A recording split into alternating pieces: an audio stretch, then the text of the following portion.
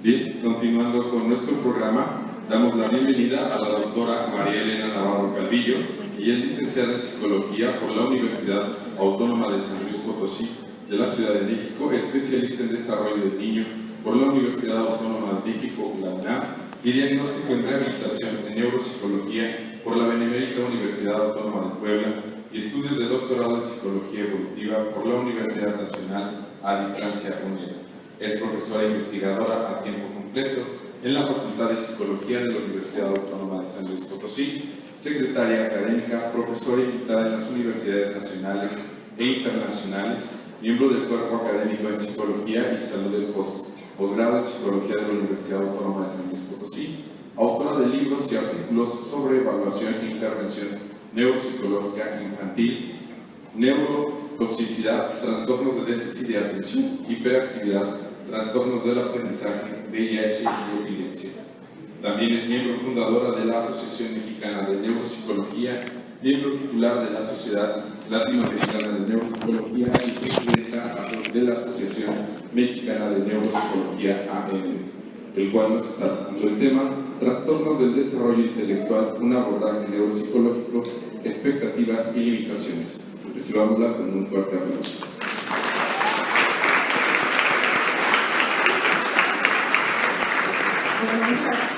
Muchas gracias. Antes que nada, agradecer la invitación a la Clínica y felicitarlos realmente por hacer este tipo de eventos.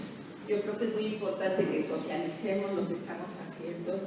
De esa manera podemos ver que las cosas que podamos aportar, cada uno pudiera llevarlos a su rincón de trabajo y que esto le pueda llevar a una mejor capacidad para solucionar problemas, ¿no? Cambiando, dice que para mejorar la atención, un ejercicio importante es cambiar el foco de atención repentinamente. Y creo que con el tema eso es lo que vamos a hacer, cambiar el foco de atención.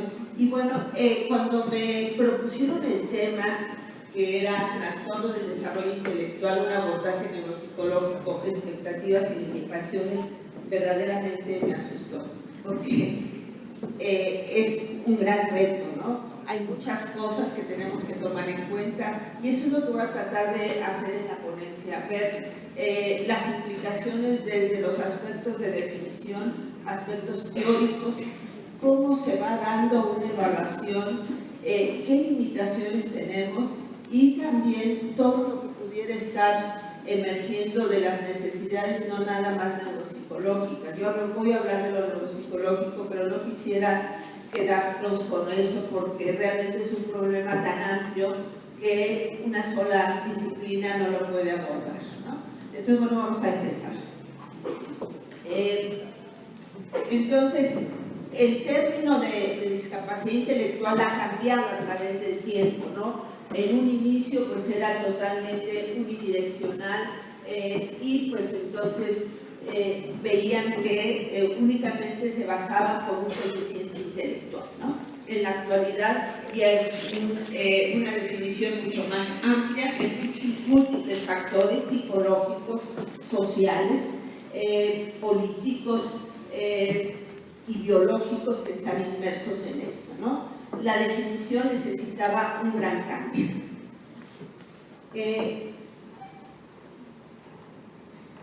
Bueno, es lo que, donde se va viendo esa ambigüedad unidimensional en un tiempo, posteriormente ya más integrado, y en la actualidad es un modelo donde tratamos de integrar lo que es la discapacidad intelectual con las conductas adaptativas, la participación, interacciones y roles sociales, la salud y el contexto en relación con los apoyos y el funcionamiento individual de las personas.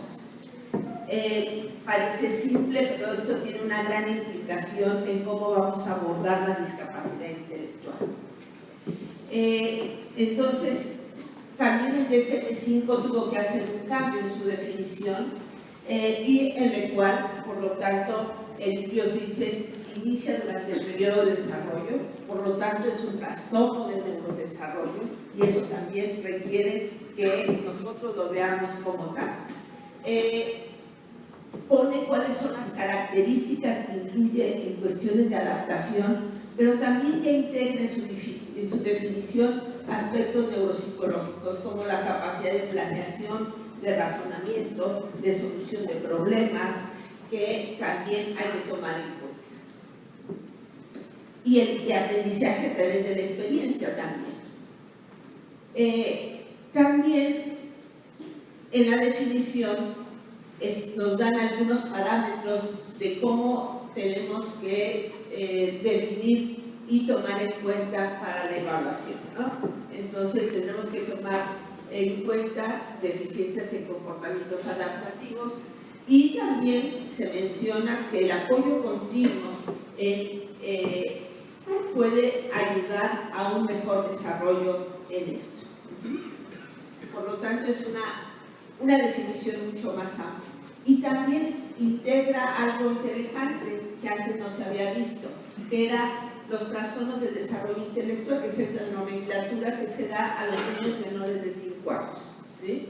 ¿Por qué? Porque obviamente apenas está en proceso de desarrollo de los aspectos cognitivos y generalmente también cuando son muy pequeños vamos a ver cambios posteriores. En mi experiencia es que si se valora a los 2 años, 3 años o 4 años, después de los 6 años va a haber una gran diferencia. ¿Sí?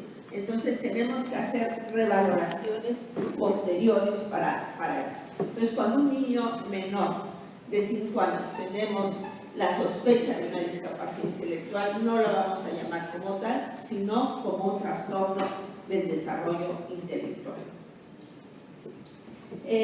Aquí vemos también las diferencias entre el DSM-4 y el DSM-5, donde ya también vemos que engloba ya no retraso mental, sino trastorno del desarrollo intelectual. Y lo clasifica leve, moderado, severo, y hay algunas similitudes, pero en sí, en la definición, hay cambios y esos cambios tienen una gran repercusión en las actuaciones que tendríamos que hacer. Aparte de la definición que ya de por sí suena compleja, también vamos a tener un gran número de personas que presentan esta condición y que además también no tenemos datos concluyentes en México más precisos que nos pudieran dar una mayor información para hacer programas preventivos o tempranos en ciertos tipos de discapacidad intelectual, ¿no? Se estima que del 2 al 3% de la población mundial presenta una discapacidad intelectual. En México no existe una cifra precisa, pero se dice que alrededor de 1 o 2 millones de personas viven con esta discapacidad, pero tampoco muestra datos en los cuales cuántas de estas personas tienen una discapacidad leve, moderada y severa. ¿Sí? Y esto es una gran diferencia. Si tuviéramos ese dato, creo que la aproximación en la discapacidad intelectual pudiera ser distinta. ¿Sí? Eso también repercute en la forma de medicar a estos niños, porque no está incluido dentro de la carga global de enfermedades del Banco Mundial de la Organización de la OMS. De ahí que los medicamentos tienen una ausencia de visibilidad, especialmente en los reportes oficiales de la discapacidad en México, porque no tenemos datos precisos de la discapacidad en México. ¿Sí? Y bueno, otro problema más pues es la multitud de causas que pueden provocar la discapacidad intelectual, que pudieran ser prenatales, perinatales y postnatales, ¿no? Se estima que alrededor del 50% de los trastornos de discapacidad intelectual pueden ser genéticos. Y los genes, hay ya muchos de los trastornos del neurodesarrollo se ha descubierto un gran número de genes que interactúan en este tipo de trastorno.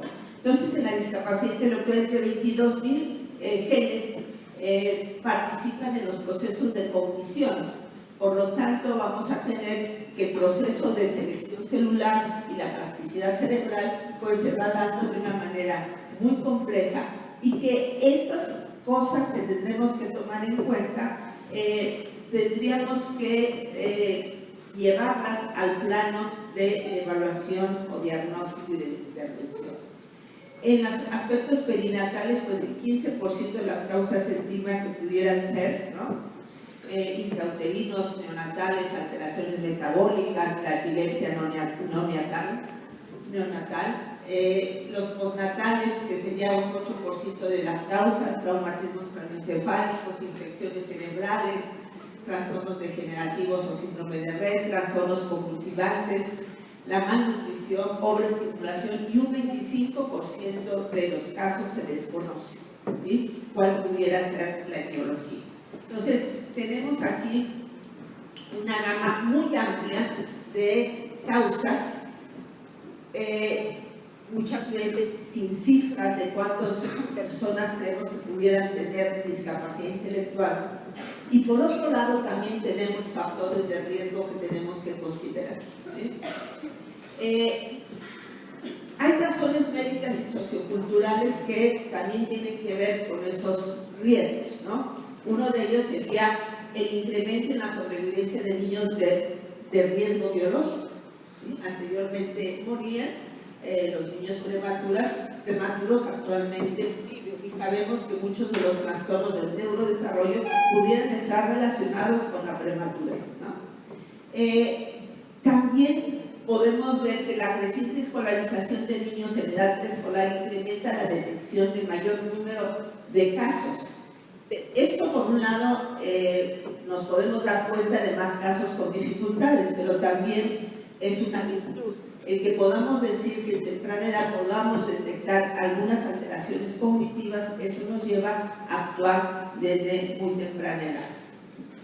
Si consideramos que el 40.2 millones de niños, 10.5 millones entre 0 y 5 años, y tenemos también 22.000 millones de entre 5 a 14 años. Imagínense el número de población que está ahí. Dentro de esa población tendríamos los niños con discapacidad intelectual. ¿Cuántas personas se necesitarían para poder dar atención a esta necesidad? Creo que los profesionistas de la salud no se darían abasto, ni el sistema escolar. Tendremos que pensar en otra forma de organización para la atención de las personas con discapacidad intelectual, ¿no? Otro factor de riesgo que es realmente alarmante es que el alto índice de población infantil con riesgo son de 500.000 casos nuevos anuales, que es una población estimada de neonatos de alto riesgo, ¿sí? Y obviamente esos neonatos de alto riesgo pudieran ser chicos con discapacidad intelectual. Y también voy a agregar algunos otros riesgos de nuestra población mexicana, ¿sí?, que también tendremos que tomar en cuenta, que pudieran afectar ese proceso del neurodesarrollo. ¿Cuáles serían? Pues la desnutrición, la marginación, la pobreza, la deprivación cultural, el abuso infantil, la separación y migración familiar producto del narcotráfico, la contaminación ambiental, bajos niveles de calidad educativa, pobre rendimiento en lectura y escritura, que generalmente en los estudios de PISA nosotros salimos dentro de los países con menos nivel de capacidad lectora y de escritura, ¿no?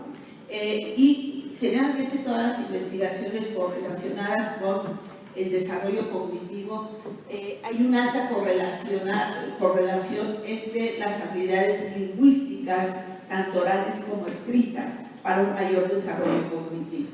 En estudios de madres con niños con niveles bajos cognitivos se ha visto que las madres también puntúan bajo en habilidades, por ejemplo, de vocabulario y de interacción con su hijo, ¿no? Entonces, el lenguaje y la comunicación de la madre tal parece que es un elemento importantísimo para el desarrollo cognitivo, ¿sí? Entonces, no nada más estamos hablando de una discapacidad que pudiera ser genética. Hay muchos otros casos que no son predeterminados, sino más bien son determinados por la cultura, ¿sí? Y que lo vemos día con día. Por ejemplo, si nos vamos a lugares pobre estimulación, vamos a encontrar muchos niños con un pobre desarrollo cognitivo. Y si empezamos a tiempo, esa cifra de discapacidad intelectual seguramente sería mucho menor. Ahora, también en esa primera etapa se da algo muy importante y que para la neuropsicología sería una cosa a favor, que es el máximo crecimiento evolutivo de la corteza cerebral se da en las primeras etapas, desde la etapa embrionaria y fetal hasta la etapa ya posterior al nacimiento, ¿sí? Entonces, en ese momento se van dando todas las funciones cognitivas.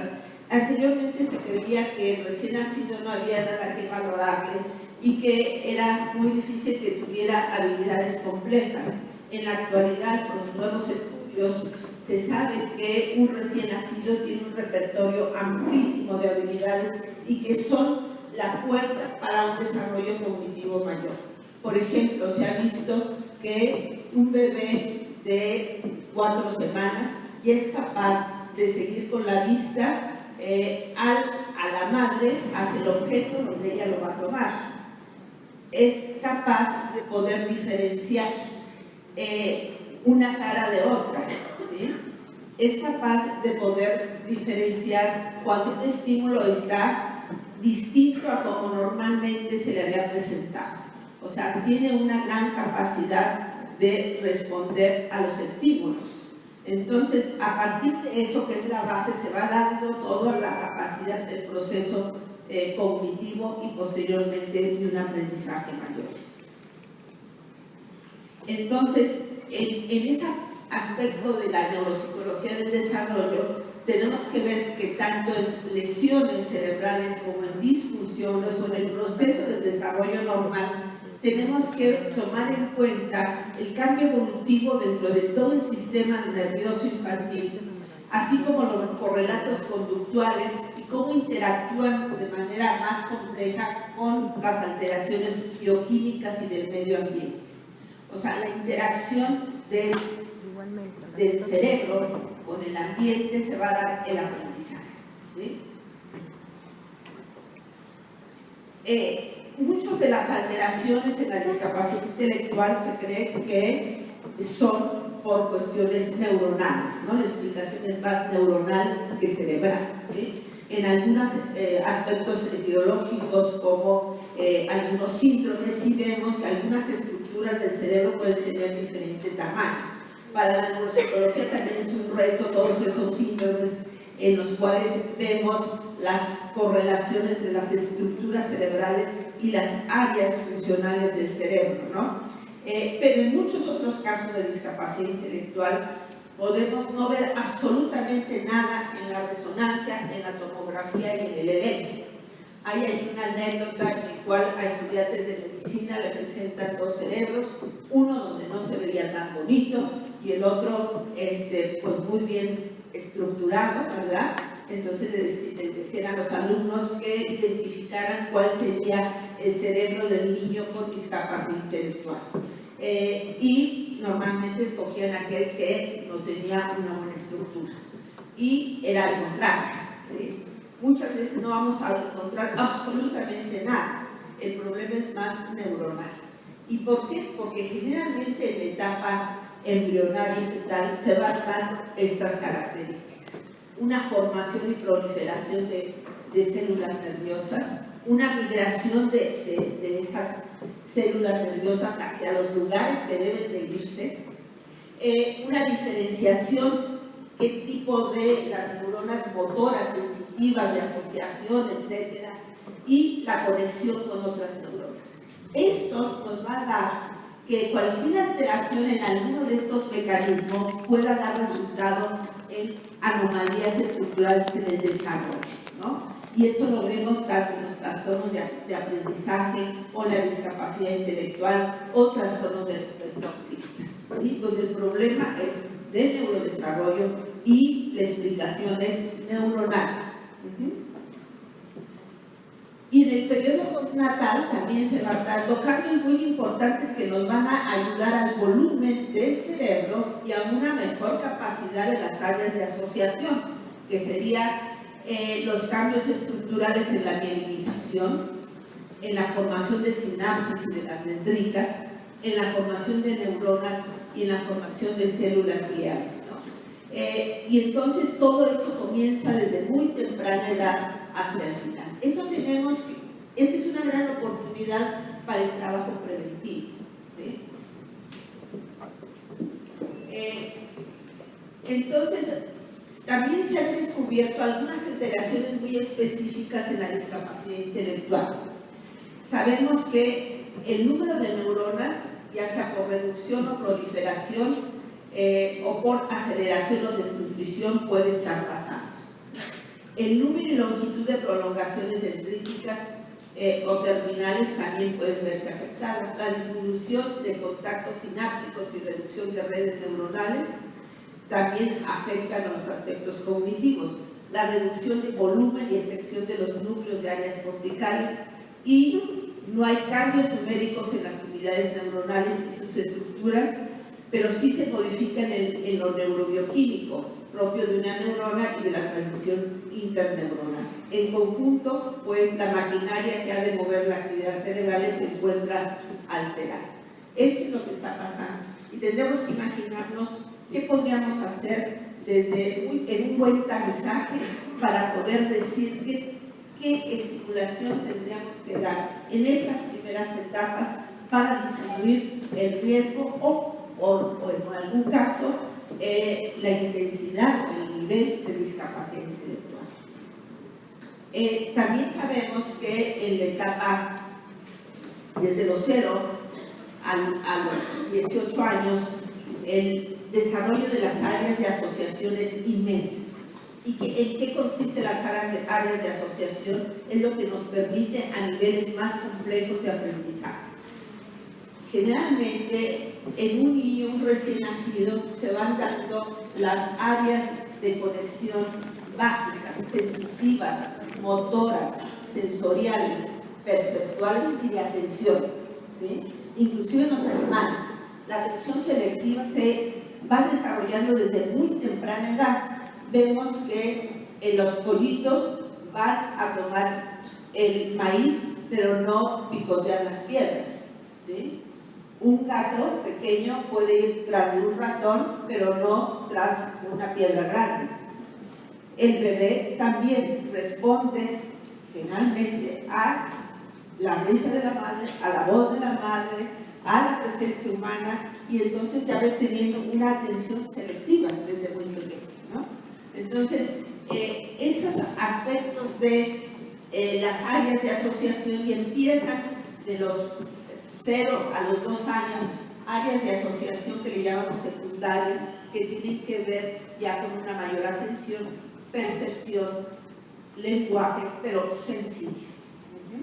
Y a partir de los 2 años a los 6 se da la proliferación de áreas más, le llamamos, de asociación terciarias, que son parietotemporo-occipitales. Las áreas parietotemporo-occipitales son las áreas de aprendizaje. Decimos que de los 6 a los 8 años las habilidades visoespaciales, constructivas, de abstracción, de memoria de trabajo se van desarrollando, ¿sí? Entonces, podríamos calcular que el máximo desarrollo de las áreas parietales, temporales y occipitales se da entre los 0 y los 7, 8 años de edad, ¿sí? Y las áreas frontales o anteriores pues van a ser también desde el nacimiento hasta los 18 años de edad. Anteriormente se creía que no, inclusive las investigaciones de Piaget versus las investigaciones de Vygotsky, pues ha habido ya mucha controversia donde muchas cosas que aseguraba Piaget pues no son ciertas porque se dan mucho más temprano que lo que se creía, ¿no? Entonces, las áreas frontales de los 0 a los 3 años van a tener un desarrollo importantísimo, y a los 3 años coincide con que el niño ya es capaz de tener una mayor autorregulación de su conducta. Si ustedes han oído ahí los términos que a los 2 años es el niño chudo, cabezón, no hace caso, no entiende, etcétera, pero llega a los 3 años y de alguna manera cambia. Pues esto coincide en una mayor conectividad de áreas frontales y sobre todo órbitos frontales, que tiene que ver con el autocontrol de la conducta. Entonces, el área frontal también tiene su desarrollo desde muy temprana edad, y en los niños con discapacidad intelectual tenemos que las funciones ejecutivas del lóbulo frontal se ven afectadas, ¿sí? Entonces, y en el área frontal no nada más es el área frontal, se ha visto que el área frontal tiene múltiples funciones, ¿no? El área dorsolateral, que tiene que ver con la memoria de trabajo, la planeación, la anticipación, la solución de problemas, el área orbitofrontal junto con la amígdala para la inhibición de la conducta, ¿sí? La autorregulación, y el área medial tiene que ver con las estrategias de metamemoria. Entonces, todas estas correlaciones han sido interesantes para ver en cuáles de ese tipo son las más afectadas y en algunos de los trastornos también cuáles pudieran ser las correlaciones, ¿no? Y bueno, un marco teórico que yo creo que es el que acomodaría más a el abordaje neuropsicológico de la discapacidad intelectual sería el enfoque dinámico o histórico-cultural, ¿sí? Aquí nace a través de la escuela rusa, con Vygotsky, posteriormente con Luria, y se plantea que todas las funciones psicológicas superiores, atención, memoria, lenguaje, pensamiento, solución de problemas, son históricos sociales. Las funciones psíquicas son superiores y tienen un origen de naturaleza social. O sea, las funciones están primero en la sociedad para poder posteriormente integrarla en el individuo, ¿sí? Y también las funciones superiores se forman durante la vida y no por sí solas, sino por un apoyo organizado y sistemático para el aprendizaje, ¿sí?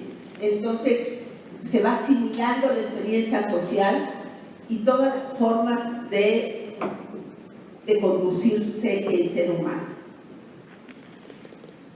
Son sistemas, entonces no son virtudes disociadas, tienen un origen histórico, muchos niveles complejos, muchas estructuras, y toda actividad psíquica, atención, memoria, percepción, razonamiento es el resultado de la asimilación de las formas de actividad social. Tiene una estructura mediatizada del lenguaje. ¿Qué quiere decir? Que el lenguaje es importantísimo para el desarrollo cognitivo. A través del lenguaje mediatizamos la atención, la memoria, el pensamiento, etc. Ya de ahí vamos, es muy complejo, pero de ahí ya pueden ir pensando qué tendría que tener un programa de intervención y cómo deberíamos de valorarlo bajo esta perspectiva. No está fácil, ¿no? Si tenemos pruebas donde normalmente damos un coeficiente intelectual, no estaríamos valorando totalmente esta perspectiva, ¿sí? Porque, por ejemplo, hicimos un trabajo para ver cómo los plaguicidas afectaban al nivel cognitivo. Pues nos fuimos a la Huasteca, a 2 zonas, una de ellas Tamaletón, y en el planteamiento era no utilizar pruebas, aunque estuvieran estandarizadas, de coeficiente intelectual, porque de cualquier manera estarían en desventaja. Las pruebas estandarizadas están, sí, en niños mexicanos, pero de zonas urbanas, de escuelas privadas y públicas, más no de lugares como de la Huasteca Potosí, ¿no? Entonces, ese marco teórico psicométrico lo desechamos y entonces adoptamos el marco teórico histórico-cultural. ¿Qué hicimos? Vygotsky tiene una propuesta de evaluación del desarrollo cognitivo que llamamos evaluación interventiva.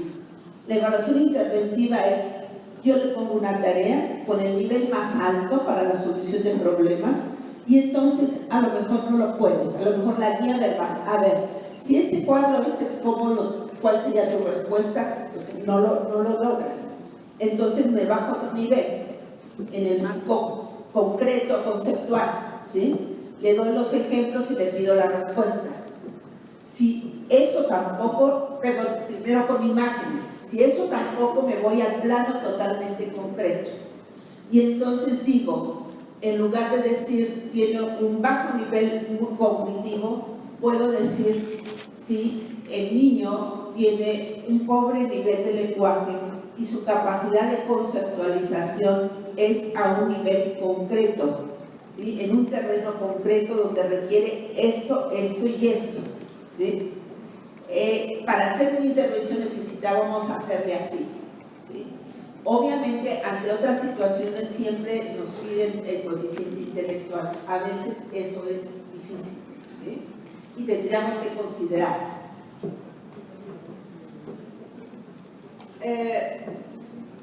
Bueno, son de origen histórico-social, todas mediatizadas, y son voluntarias. ¿Por qué? Porque cuando logramos que un niño logre del terreno involuntario al terreno voluntario cualquier función, ya la hizo, ¿sí? Y ese también lo tendremos que considerar en la evaluación y en la intervención, ¿sí? Cuando dice Vygotsky, si un niño aún requiere ayuda, ya sea verbal, de imágenes, paso a paso, está en proceso. Si ya lo hace por sí solo, es proceso logrado, ¿sí? Entonces también tenemos que ser más flexibles en nuestras evaluaciones, de también presentar esas circunstancias y no tan rígidas psicométricamente para ver hasta dónde puede, ¿sí? La educación ocurre en el seno de la comunidad y no fuera de ella. No se va a dar por sí solita esa conectividad neuronal, ¿no? Por lo tanto, la educación es una fuerza que empuja el desarrollo y solo es eficiente cuando logra despertar aquellas funciones que están en proceso de maduración o en zona de desarrollo potencial, ¿sí? Realmente yo les digo a las educadoras, si el niño está en una etapa apenas presilábica de poner letras que no corresponden a la palabra y todos sus compañeros están ya tomando dictado y haciendo oraciones y la maestra sigue en eso, su zona de desarrollo próximo está lejanísima y el niño se va a distraer, no va a hacer nada y de nada le va a servir estar en esa aula. En cambio, si veo su zona de desarrollo potencial o siguiente, sería que pase de la etapa de alfabético presilábica a una etapa silábica y le pongo ejercicios específicos para eso, si no, de nada sirve, ¿sí? Entonces, bueno, hay que orientar adecuadamente, ¿sí? Entonces, no es que el niño se apropie de su propio aprendizaje, no es cierto. Hay que dar las características necesarias.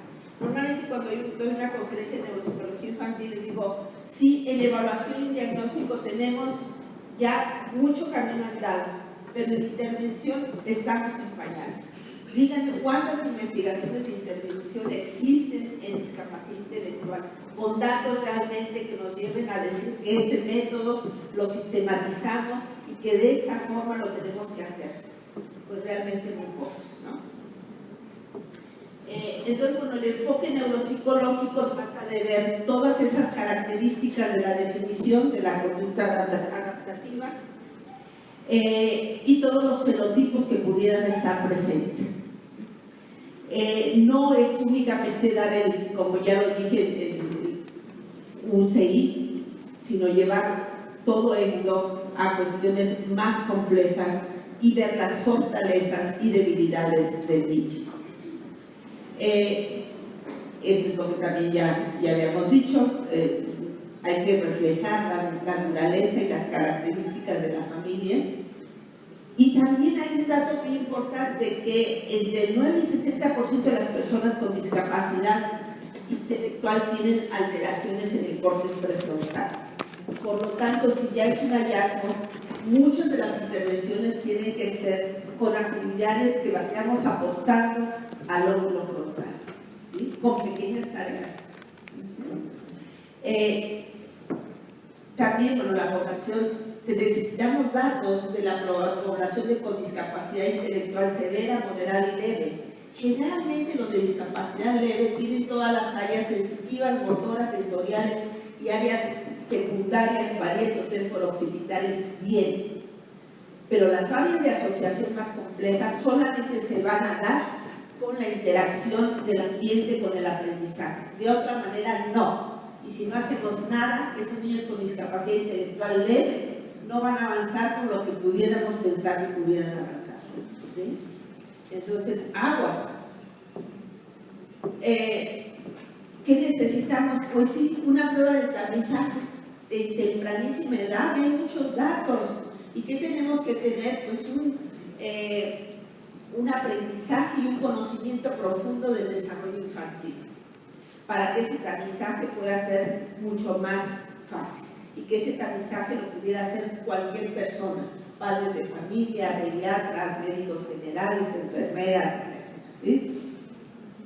Se han adaptado pruebas a la población general, se han desarrollado nuevas tareas, por ejemplo, de funciones ejecutivas para niños con discapacidad, pero no están todavía estandarizadas. Y tenemos también ya una prueba que es española, del test Barcelona, que es un test para discapacidad intelectual en adultos y se lleva el seguimiento de los adultos, que también es otro asunto, porque los adultos también ya viven más, así como los prematuros, ¿verdad? Entonces también tenemos que tener programas para esos adultos con discapacidad intelectual.